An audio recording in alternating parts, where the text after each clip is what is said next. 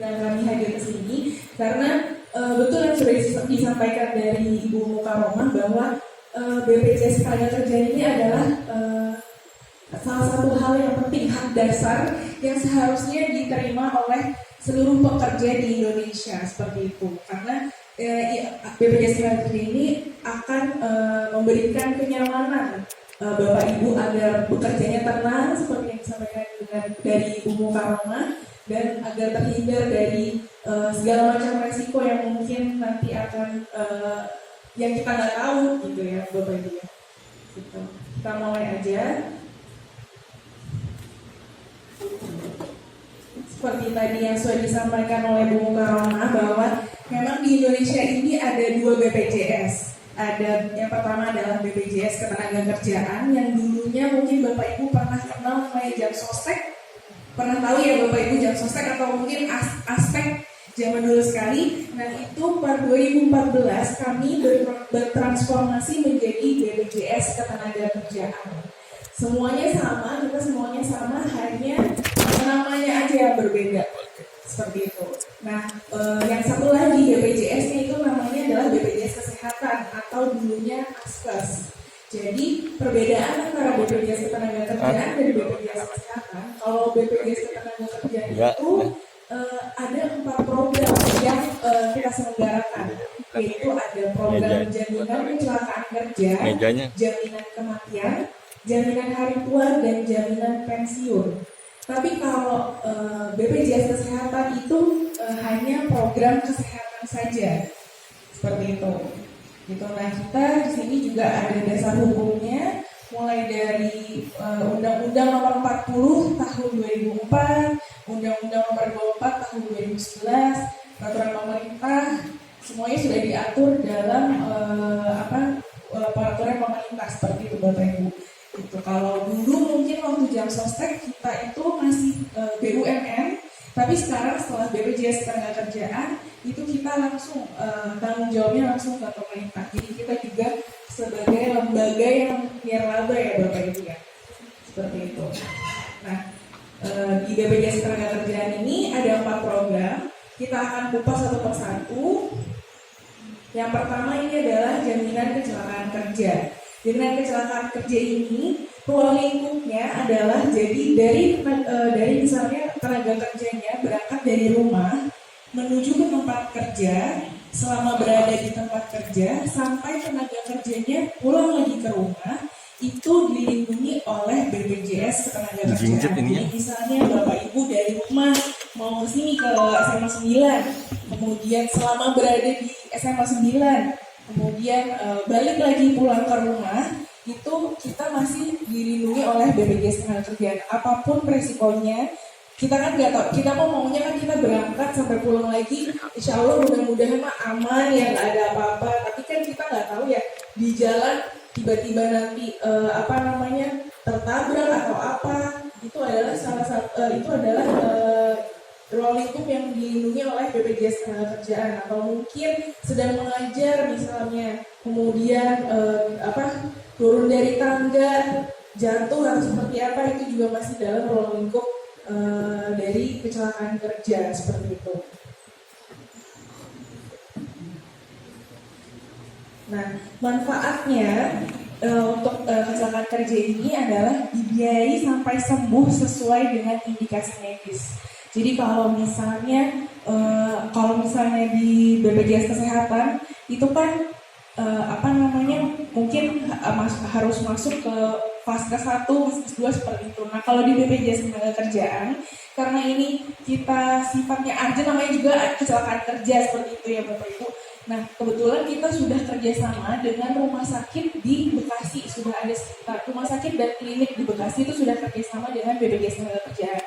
Jadi kalau misalnya ada kejadian kecelakaan kerja, Bapak Ibu tinggal datangi aja rumah sakit yang sudah kerjasama dengan kita.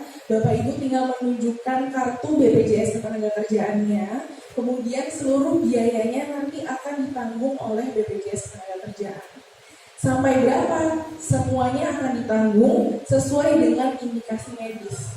Jadi harus dengan pernyataan dari dokter seperti itu. Jadi kalau misalnya patah tulang atau apa, itu kalau misalnya bapak ibu ke misalnya dukun patah tulang seperti itu ya, itu mohon maaf kita tidak bisa cover. Jadi semuanya harus sesuai dengan pernyataan dari dokter seperti itu, sesuai dengan indikasi medis. Seluruhnya akan ditanggung oleh BPJS Ketenagakerjaan. Gitu. Nah yang kedua ada biaya angkut. Biaya angkut darat itu sampai dengan 5 juta rupiah. Kalau misalnya bapak ibu misalnya jatuh di jalan kemudian harus diangkut dengan ambulans, itu semuanya juga di-cover sampai dengan 5 juta rupiah. Seperti itu. Kemudian ada perawatan pengobatan, ada biaya home care, kemudian ada tunjangan sementara tidak mampu bekerja. Itu misalnya bapak ibu jatuh, kemudian misalnya belum bisa bekerja kembali gitu. Nanti selama 1 tahun pertama itu kami BPJS Ketenagakerjaan akan mengganti uang upah bapak ibu selama 1 tahun itu besarnya adalah 100%. Semuanya akan dibayarkan ke bapak ibu semua gitu. Kemudian yang keenam ada tunjangan cacat, ketujuh tunjangan kematian. Misalnya kecelakaan kerja sampai menyebabkan kematian ya bapak ibu, amit-amit, tapi mudah-mudahan kita sehat semua ya bapak ibu. Kemudian ada yang ke-8 biaya pemakaman, yang ke-9 rehabilitasi, dan ke-10 ada santunan berkala. Nah dengan manfaat yang sebanyak ini, itu iurannya hanya 0,24%. Nanti dihitungnya dari upah yang dilaporkan ke BPJS Ketenagakerjaan seperti itu. Nah untuk yang kedua ini adalah program jaminan kematian. Jaminan kematian ini maksudnya meninggal bukan akibat kecelakaan kerja. Jadi misalnya meninggal karena sakit atau karena sudah tua, nanti ahli warisnya berhak untuk mendapatkan santunan kematian. Ini dari tadi kita ngomong yang serem-serem ya bapak ibu ya, bukan yang nakut-nakutin, tapi kan memang kita nggak tahu ya yang terjadi ke depannya seperti apa. Kalau meninggal kan memang pasti ya bapak ibu. Nah dengan jaminan kematian ini, seenggaknya bapak ibu sudah memberikan peninggalan gitu untuk ahli warisnya gitu. Nah, manfaatnya berapa? Manfaatnya itu adalah totalnya 42 juta rupiah gitu. Dan akan mendapat, kalau misalnya bapak ibu sudah mengiur selama 3 tahun, bapak ibu akan untuk anak dari ahli warisnya itu akan mendapatkan beasiswa totalnya itu sampai dengan 174 juta rupiah. Seperti itu. Nah, iurannya berapa? Iurannya hanya 0,3% dari upah yang dilaporkan. Kalau misalnya upahnya yang dilaporkan itu 2 juta, itu hanya 6.000, sekitar 6.000-an seperti itu. Dengan manfaat sebesar 42 juta rupiah yang bisa diterima oleh ahli warisnya. Nah ini untuk rincian beasiswa bagi anak peserta kalau misalnya masa iurnya sudah 3 tahun, totalnya 174 juta rupiah dan berlaku untuk 2 orang anak. Nah itu 174 itu perhitungannya adalah untuk TK sampai SD kita akan memberikan 1,5 juta per tahun per anak, kemudian SMP 2 juta per tahun per anak. Kemudian kalau SMA 3 juta per tahun per anak, sampai kuliah itu 12 juta per tahun per anak. Manfaat ini itu manfaat ini adalah manfaat yang baru per tahun 2019. Jadi mungkin kalau Bapak Ibu tahu dulu sebelum 2019 itu jaminan kematian itu manfaatnya hanya 24 juta rupiah dan beasiswanya ini hanya diberikan 12 juta saja. Tapi per 2019 kemarin bulan Desember pemerintah memberikan manfaat yang meningkat gitu dengan iurannya tetap seperti itu. Nah ya, yang ketiga ini adalah program jaminan hari tua. Ini kalau yang jaminan hari tua ini sifatnya seperti tabungan ya Bapak Ibu. Jadi ini bisa diambil ketika nanti Bapak Ibu sudah tidak bekerja kembali dengan masa tunggunya 1 bulan, nanti Bapak Ibu bisa ambil seluruh iuran dan pengembangannya, iuran yang sudah Bapak Ibu setor plus pengembangannya semuanya akan dikembalikan ke tenaga kerjanya, gitu.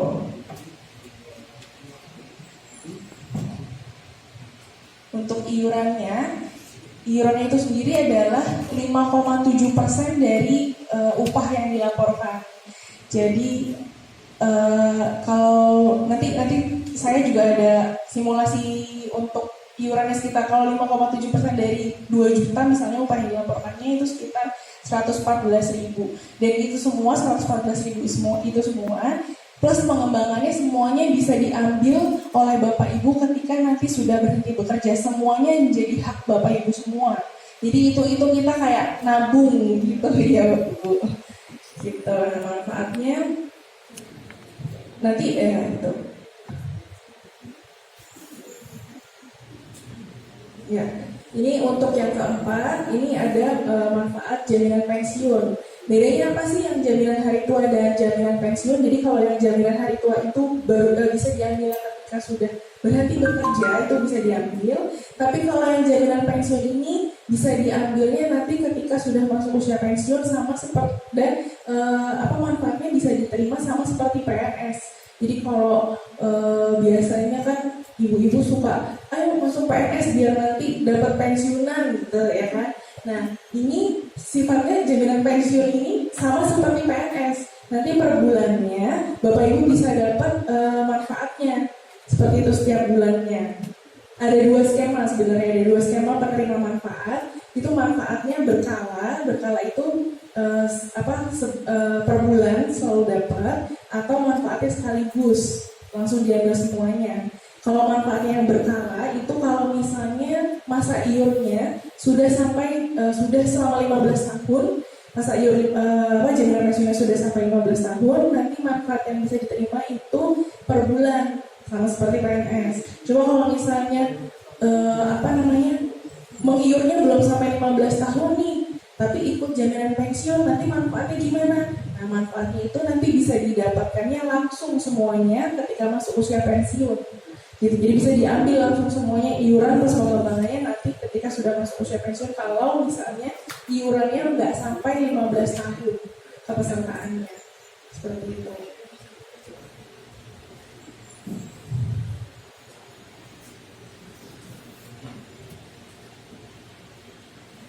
Cukup untuk penjelasannya kurang lebih seperti itu aja. Nah, kemarin itu sebelumnya kita juga sudah sempat ke SMA 14 dan SMK 3. Di sana memang sudah tanggapannya bagus ya Bapak Ibu untuk keikutsertaan program BPJS Ketenagakerjaan ini gitu. Jadi memang kalau yang Bapak Ibu tahu,